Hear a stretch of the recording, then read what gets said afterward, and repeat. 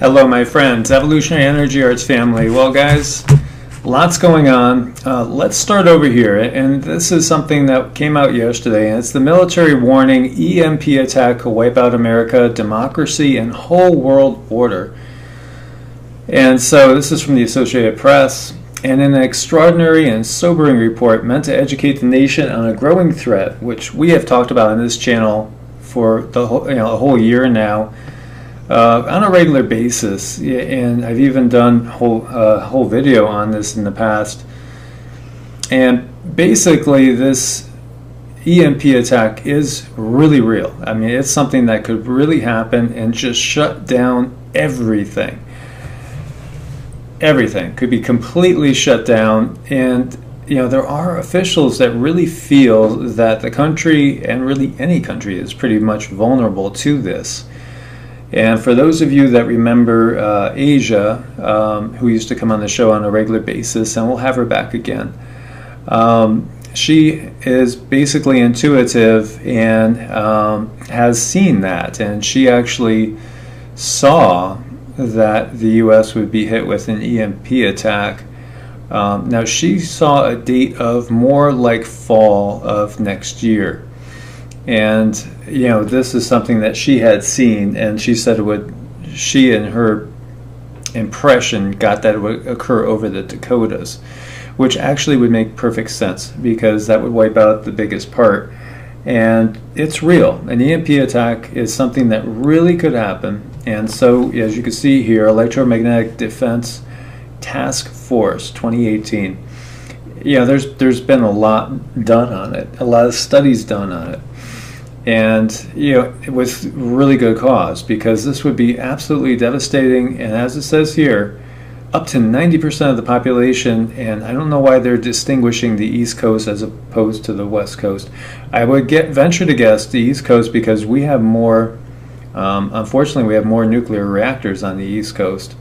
And as it points out here, 99 nuclear reactors would likely melt down without electricity to cool them. So that was something that made me think more of the Four Corners area.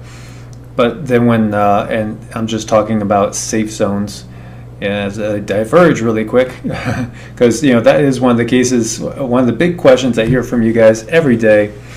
You guys are really looking for a safe zone right now. People are taking things seriously, and literally many people are planning on, or actually in the process of moving to what they believe is a safe zone, and they're doing their research and they're trying to figure out, well, I gotta weigh my risks. If I go to Appalachia, I got the mountains, I got rain on a regular basis, so there's going to be water, there's an abundance of animals around, fish, food, plants, it's really green.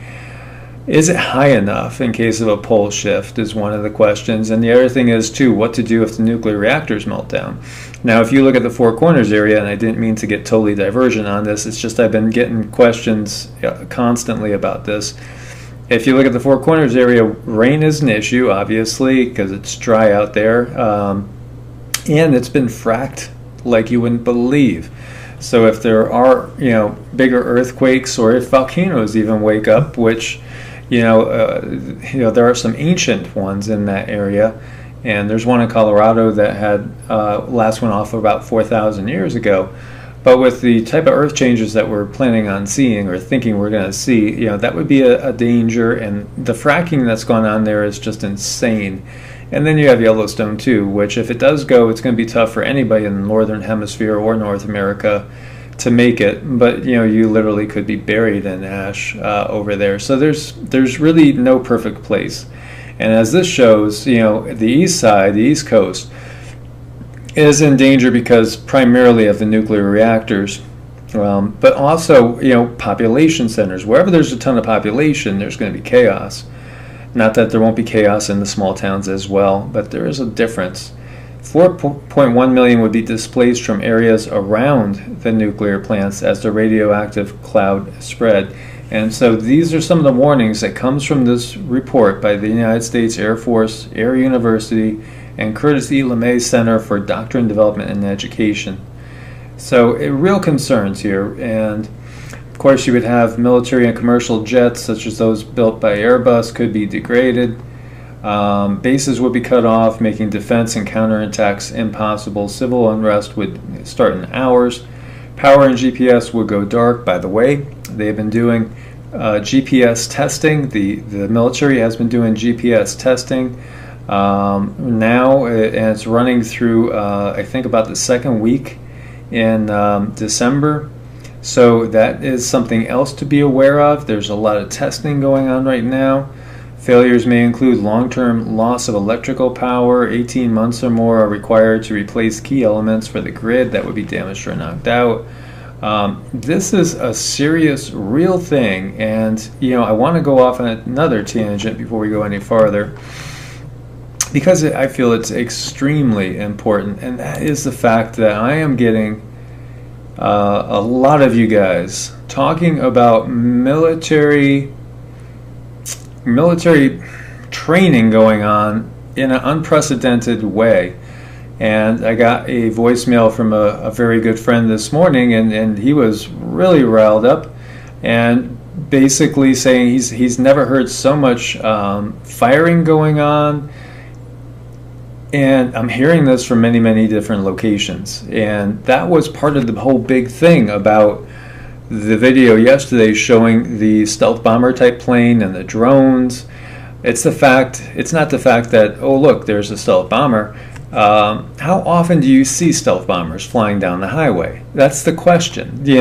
How often do you see military drones that are usually over Iraq and Afghanistan or these other countries going down the highway in the US in a major city?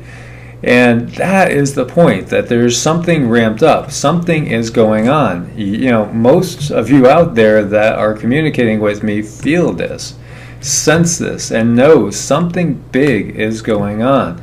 The military is ramping up for some reason. Now, is it simply, the rhetoric going on? Is it simply the trade wars? Is it really just a rekindling of the Cold War?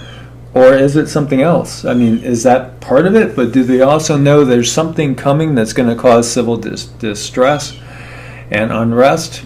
Could it be? I mean, there's so many rumors out there about the grid going down, grid failures. Do they know that there's, perhaps going to be a discharge from the sun that will knock out the grid and cause chaos? And they're going to try to lock it down, and they're practicing for locking it down. I could tell you guys, and I don't think I actually let you guys know, but 2 days ago, right at dusk, there were sirens wailing here as well. And I couldn't make out what they were saying because there was somebody talking over a loudspeaker. I can only surmise it's coming from the National Guard, which is maybe about 5 miles away from where I am. There is a National Guard center, and I have heard before. I have stepped out of the house because I heard a, pop, pop, pop. And when you're in the country, you hear people shooting guns. No big deal. And you listen for signs. You can tell if it's a hunter. One shot, then maybe one or two follow-ups real quick, depending on how good a shot he is. But this was more like 1-2 shots, and then all of a sudden like 20-round bursts. And then there was like 5 or 6 guns going off with 20-round bursts at the same time. And then a blast that could only be described as artillery. So that was crazy. And, talking to people around here, the only thing they could surmise was that it was probably National Guard training. And that's what I'm trying to talk about here. There's a lot more training, a lot more military exercises going on right now. Perhaps it's only related to the rekindled Cold War, all the tensions, the trade war, Russia, China. Perhaps there's something else incoming, and they feel like they have to be ready for martial law. Maybe it's something else to do with, whether it's EMP from adversarial countries, whether it's a burst from the sun that's going to take the grid down. Very curious that they're testing GPS systems. Very also curious, I'm getting readings from you guys left and right, every corner of the globe, getting readings that the planet, wherever you're at, the altitude's varying, and in some cases dramatically, and more of you are sounding off and letting me know, hey, yeah, I checked. We're 21 feet higher today than we were yesterday, or we're 60 feet lower today than we were yesterday. is this normal? And my answer is I don't know. I would love to have maybe an expert weigh in on that, but is the planet quote unquote breathing? Is there something going on? We've seen the plate movements, and the Alaska quake yesterday, I really got to wonder, was it only a 7.0? And the heliplots were going crazy, and people said, well, don't they always do that? Well, they did for that 8.3 that we saw down off of Fiji. But that was the first time I noticed them all going that crazy like that. I've seen a bunch going crazy in certain areas when there's been a major quake, but every single one from every corner of the globe, that was something a little different. So we've seen that a couple of times now because the quakes seem to be different now. And of course they always cover up what's really going with the size of them. So there's sources saying that the migrants are being encouraged to join another march at the border, which was scheduled for today. So we'll see if there's something else going. And when we say that, we mean like kind of rushing the border. And so the top portion of this particular flyer reads, we must march to the border on Saturday, December 1st, the day of the inauguration of the new president of Mexico, Andrés Manuel López Obrador. Open the border or we close it. Everyone has to be allowed in. Our last action brought us closer to victory. Mexicans and Americans fight together with us. So this flyer is being distributed to all migrants, but a core of migrants considered the most aggressive and some paid as provocateurs, which goes on, and we see this in all the countries that are having these type of civil unrest things. There's people out there that are just trying to instigate things. Order out of chaos. So sources say they're planning to rush the border and force Border Patrol reaction, which happened last Sunday. So they're trying to do that again. And so sources say that this will occur near the location known as the Chaparral Gate. Furthermore, around 4,000 U.S. military members, including active duty troops from Camp Pendleton, are likely to remain at the U.S. border throughout the end of January. It was reported Friday, which is actually a reduction of about 1,600. And MS-13 gang member traveling with caravan arrested in Arizona, as we could see. And, this is what we have figured. There must be some of them in there. There probably is a ton of them in there. And now could they, meaning MS-13, could they actually be used as insurgents? Well, yeah, for sure. Most definitely. Don't doubt that. And over in Minnesota, we have activists holding a rally in support of the migrant caravan. And so a group of activists rallied Friday to show their support for the migrant caravan. Many Hondurans gathered in front of the federal building to share their stories. And of course, we want to support, all people in the world. But of course, also things need to be done in a civilized and organized manner, especially when things feel so like they're being built up and being used. And I think many of you guys feel that way as well. Buenos Aires earthquake. So a quake hit near the Argentinian capital as the world leaders attend the G20. And there's Donald and Melania coming down the ramp. And if you listen to the live show from last Tuesday, you might hear some shocking things about Melania that were brought up. And I'll just leave it at that. I'm not going to say another word. I don't know if it's true or not, but you'd have to check out the live show to find out. And we will be going live tonight at 7 o'clock Eastern Standard Time as well. So the G20 is definitely a big thing, and President Trump and Xi Jinping, the Emperor for Life of China, will meet, and we'll see if they'll be able to do anything to resolve the trade war. I'm not putting a lot of hope in it. It doesn't seem like things have been working out so well as far as that goes, and it does seem as if both countries are kind of paying the price for it right now as far as the economic news. So we'll see what's going to happen. Are they going to hug? Is it going to be friendly? Or is it going to be cold and acrimonious, like the stares that were going back and forth between Trump and Putin, who have been very friendly in the past? And we still have the Yellow Jacket protests going on, and they're growing. Third weekend of mayhem. Paris turns into battlefield amid fresh Yellow Vest rallies. And so this is out of RT. You can see a demonstrator walking by a burning car as it's been turned upside down. You know, I think there is just so much being fed up with what's happened in the world, recognizing all that's happening in the world, that it's just looking for an avenue to basically let steam off. And you know, this tension can be felt, and so energy travels from person to person. You know, it goes from person to person. We're exposed to different energies every day, and it is something that can grow, and we are seeing that. And you know, obviously they're upset with Macron, they're upset with the tax, but I don't even think that's really it. You know, there's this energy building.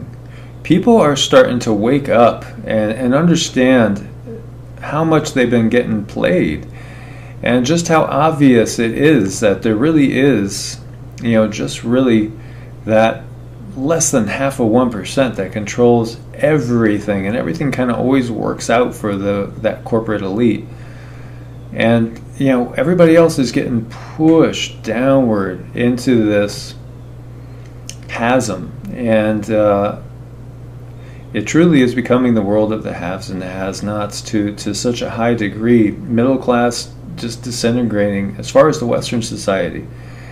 Interestingly enough, the middle class is ready to blossom in the East, in China, if you believe a lot of sources, as well as in India. So some would look at this as karmic retribution. Some could even go back to the saying, look what happened to the Native Americans in the United States and all. And of course, you know, Europe is, for the most part, the parent culture of the United States, as we know. And we see this unrest spreading, and that's a pretty nasty little gash he's got on his face. And thanks to the police, I guess it's what it's saying. I don't speak French, some Spanish. As we see, you know, those metal barriers aren't doing much there. People are looking to vent because they are fed up, as we see, and this is out of the BBC. All these links will be there for you guys, so you can check out the videos. You have to also suspect that this might be even bigger, perhaps, than what they're showing. And then, you know, some would think on the opposite end, perhaps they're trying to build it up more. And this is out of Zero Hedge. Mass arrests now. Over 122 arrests have been made and increasing as we speak. Lots of fires, throwing rocks. It's spreading, as we said, Belgium as well as France. And will we see this even spread farther? That's another question. And so, you know, migrants, they could be popping out of the woodwork from countries that you hadn't gotten any migrants coming in from in the past. And, you know, there are Turks now fleeing Erdogan, who is really, you know, many people view him as completely a wild card, and he's perhaps another dictator for life when we've seen the power consolidation that he's done. So among those sneaking out are civil servants and military personnel suspected of ties to Turkish president's nemesis. And so Greece is experiencing a wave of Turkish migrants. And again, there's a bigger picture here. There's most definitely a bigger picture going on. Meanwhile, we watch Russia firing off an upgraded nuclear interceptor. And so the Russian military has tested a short-range missile meant to defend Moscow from nuclear Armageddon. Video of the test launch conducted in Kazakhstan was published by the Defense Ministry. And so this interceptor tested at the Saryshagin test range is apparently the replacement of the 53 T-6 anti-ballistic missiles, which served as a part of an ABM shield protecting the Russian capital. The video released by the ministry on Saturday shows a characteristic transport launch container of the projectile being loaded from a transport vehicle to a launcher placed inside a silo before launch. And we've definitely seen a lot of upgrades to both Chinese and Russian military hardware. You shall not pass. That reminds me of Gandalf standing on the bridge. You shall not pass. Russia changes rules for warships navigating through the Arctic, through its Arctic. And you see a Russian Navy flag and a warship preparing for navigation through the Northern Sea route. So Russia is updating its navigation rules for a contingency involving another nation's warships attempting to sail along the Northern Sea route. Such a passage would require prior notification from the Defense Ministry. The route, situated in the Arctic along Russia's northern coast, is becoming more accessible to sea traffic as the climate warms. With longer navigation seasons and fewer ice hazards, Russia hopes the path will increasingly be in demand for international commercial transit. Such navigation, however, more often than not requires Russia cooperation, since an icebreaker usually is needed to pass through. There is, however, a potential source of problems, with Russia's north side being more accessible. Foreign military ships may travel it too, even those lacking ice protection. It was proven by the Loire-class offshore support and assistance ship of the French Navy Rhone in October. Took the ship 17 days to transverse the route, and she didn't ask for Russian icebreaker assistance for it. And that's something you guys might not be aware of, the fact that Russia has more icebreakers than any other country by far, and especially when you compare it to the US, which is very interesting. Now, I'll cover this in the weather-related video that comes out later today, but you know, the Arctic ice situation is actually, not what we always hear, as we've been covering. Now, the CIA intercept reveals Saudi Crown Prince sent 11 messages to the head of Khashoggi hit team hours before the murder.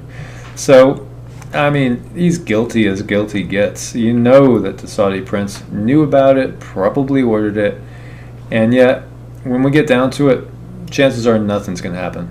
Absolutely nothing. No penalties at all. And the simple really reason is that the United States can't afford to lose them as a military supply buyer, and can't afford to push them over into the BRICS nations, to become part of that alliance. That would be devastating. When you consider that India seems to be falling, stronger in line with China and Russia. India and China have more than 50% of the world's population, and both of them have growing middle classes. Their economies are growing. It's the shift in power is just obvious, and of course, just like with the Roman Empire as it's facing its ultimate deterioration. Empires will look to do whatever they can to salvage their power, to prolong the inevitable, and in many cases morph into something else, and we've seen that before. So there's nothing that's going to come of this, and it would be kind of like shooting yourself in the foot to actually do anything about this as far as the US goes, unfortunately. Now, Iran unveils new domestically made warship. And so this destroyer can sustain voyages lasting 5 months without resupply, according to state media. And so this is out of Al Jazeera. And we see the Iranians trying to catch up really with the Saudis, but the Saudis have so much money and they're spending so much that it's going to take them a long time to do that. But they do have Russia, China on their side as well, as we basically see all these maneuvers going on. And this is just kind of sad. U.S. approves seismic tests despite dolphin and whale concerns. We've seen enough dolphins and whales washing up dead on shores, and the U.S. government Friday took a big step towards opening oil and gas drilling in the Atlantic Ocean by approving seismic airgun tests that experts warn are harmful to dolphins and whales. Last year, President Trump signed an executive order to expand offshore drilling and ordered federal agencies to fast-track permits for seismic airgun blasting. Environmental groups have staunchly opposed the use of seismic airgun blasting, which research shows can cause loud, far-traveling noise in the ocean that disrupts marine life, including fish and sea turtles. And we saw tons of them showing up dead on Florida beaches as well. The latest move would open a vast offshore area from New Jersey to Florida to underwater mapping for fossil fuel exploration. The first time in decades. And this action flies in the face of massive opposition to offshore drilling and exploration from over 90% of coastal municipalities in the proposed blast zone. So this just shows you the government is bigger than the people it governs. It's going to get its way. Whether the constituents are for it or against it, it doesn't matter. And when we say the government is controlled by the corporations. Let's realize that. So the corporations don't care how much they destroy the planet, and that's really the topic for another video that we're going to delve into in depth. Why don't they seem to care about what happens to the planet? Isn't that kind of crazy? Don't they live on this planet too? I mean, aren't they stuck here like the rest of us? And, you know, if the planet dies, won't they die too? And that's a great question that you guys have brought up time and time again. Do you know Laura Eisenhower? And thank you for the subscriber that brought her to my attention. She's just another one. There are so many out there like this, and many people aren't aware of all the whistleblowers that are out there. And so she's another one. And so she says, Laura Eisenhower, yes, Eisenhower. She is a descendant of Dwight Eisenhower. She is a descendant of the president that warned us about the military-industrial complex, and also about their alien allies. And so, you know, for those of you that don't believe that there are extraterrestrials or interdimensionals that have anything to do with our reality, or if you prefer to call them demons, and, you know, on the positive side, angels. And yeah, we could get into that too, and we will get into that in other videos much deeper. When you start to look at the bigger picture, there's an awful lot of support for the fact that there is non-human intervention in this planet, non-Homo sapiens. And it's, you know, if you look deep, it looks like it's gone on since before man was even here in its current form. So the growth of the military-industrial complex would prove to be one of the greatest anxieties in the life of President Dwight D. Eisenhower. In 1961, he stood down from his role and gave a curious and troublesome speech warning of the growth of the military-industrial complex in the United States and the horrors that it could lead to. In 1961, Dwight Eisenhower relinquished the office of President of the United States after 2 successful terms in office. In his outgoing speech, Eisenhower expressed his deeply held fears about the future of his beloved country. He warned that the relationship between industrial arms producers and the official Defense Department was becoming problematic, and that weaponry and war were quickly becoming the most profitable industry in the country, which could lead to enormous problems in the fields of science, education, and agriculture further on down the line. And this is a video of that famous speech. So in 2018, these words seem oddly resonant. Last year, the portion of the federal budget allocated to the military skyrocketed to, actually, it's over $700 billion, with many of the military asking for even more in the next financial year. Both the Democrats and the Republicans have been extremely compliant when it comes to these requests. Totally. So there's a recurring temptation to feel that some spectacular and costly action could become the miraculous solution to all current difficulties. A huge increase in the newer elements of our defense, development of unrealistic programs to cure every ill in agriculture, dramatic expansion in basic and applied research. The prospect of domination of the nation's scholars by federal employment, project allocations, and the power of money is ever present. and it is gravely to be regarded. Dwight D. Eisenhower. So President Eisenhower is known for more than his dire prophecies and his role in the Second World War. He's also rumored to have been the last president to have complete control over the relationship between the United States and an extraterrestrial race when he apparently encountered in 1954 with a view to forming a treaty. According to Dr. Michael Salla, Eisenhower met with representatives from the alien race at Edwards Air Force Base. The aliens, referred to as being from the Nordic race, encouraged him to relinquish the country's nuclear weapons program in exchange for advanced technology. Excuse me. An offer which Eisenhower refused to comply with. And so we know of the Vril Society. Hopefully you guys do. And I've touched on this in different videos in the past. The Nazis, especially Goebbels and Hitler and Himmler, I mean, those guys were complete occultists, you know, and so they understood so much of what really goes on in the world. And they made contact with these extraterrestrial beings that gave the Nazis advanced technology. And really, the Nazis were way ahead of everybody else in World War II technologically, you know, developing the first rockets. And we saw the Nazi bells, the UFOs. And, you know, there is also the whole case of Admiral Byrd going down to Antarctica because there was a Nazi base there well after the end of World War II and getting his butt kicked by them.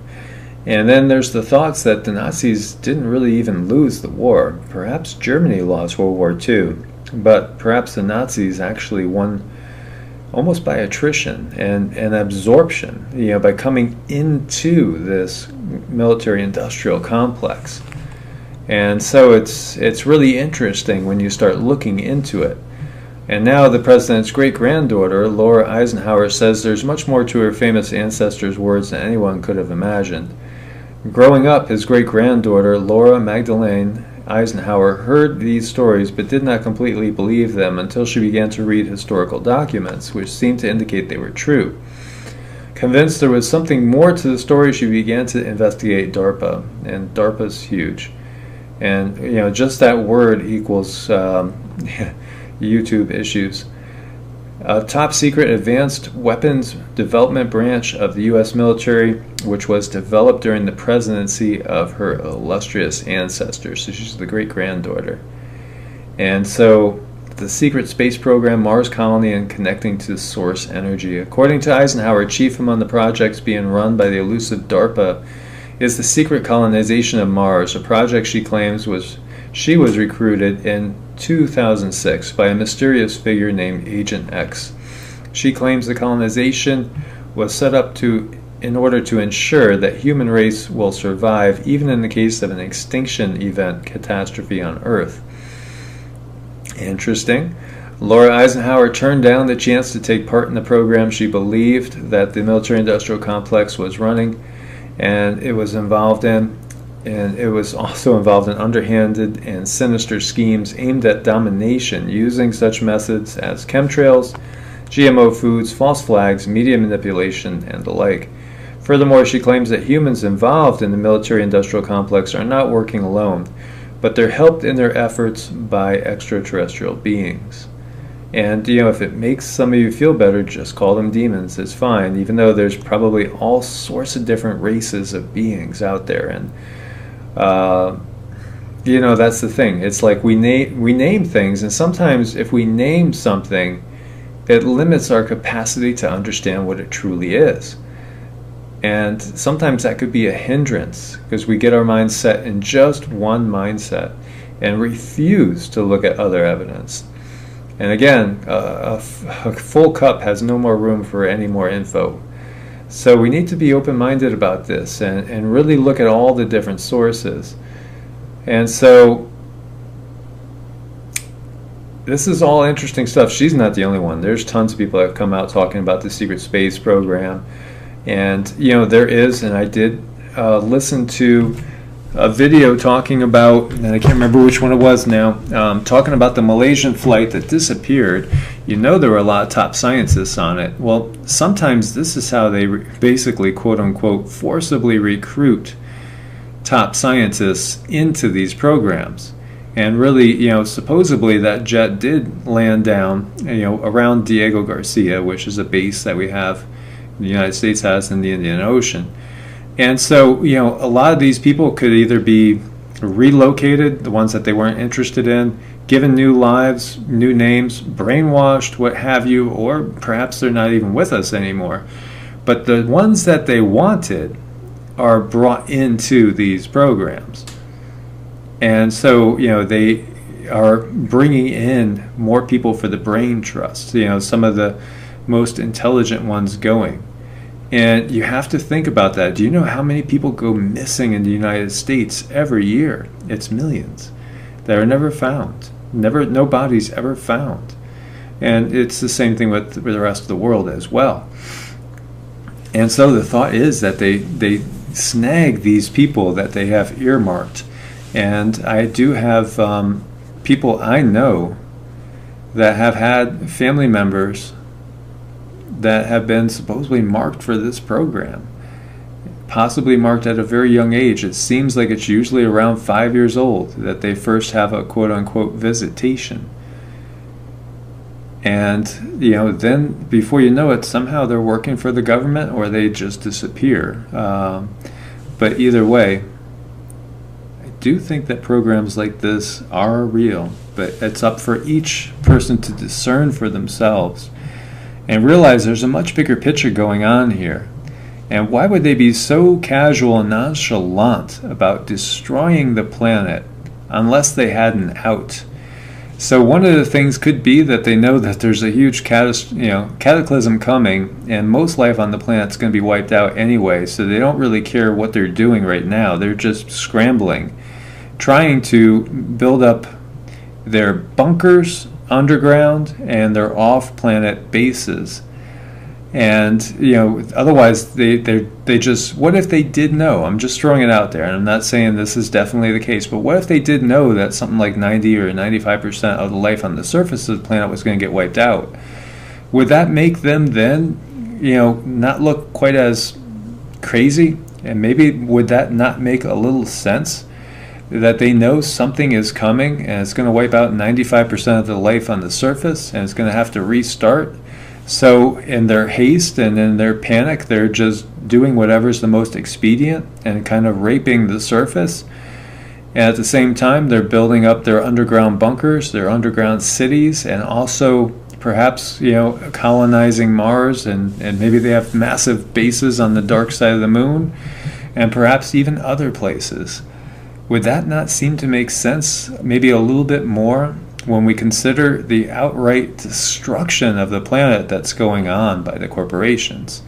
And they seem to not care at all what they do. Perhaps maybe that would explain a little bit why, or at least be one possible reason why they don't really seem to care at all about life on this planet.